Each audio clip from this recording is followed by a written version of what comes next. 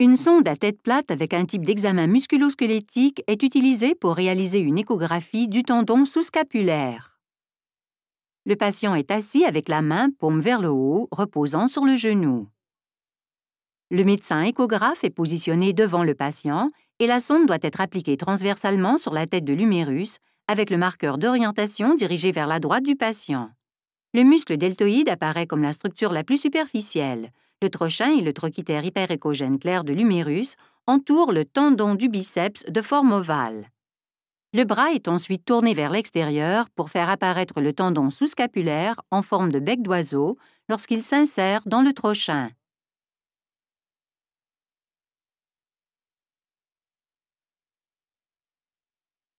Le tendon fibrillaire repose entre le muscle deltoïde superficiel et la réflexion hyperéchogène claire et intense de l'humérus en dessous. Le tendon sous-scapulaire doit être évalué en déplaçant la sonde de son insertion musculo-tendineuse proximale sur le trochin à la partie inférieure.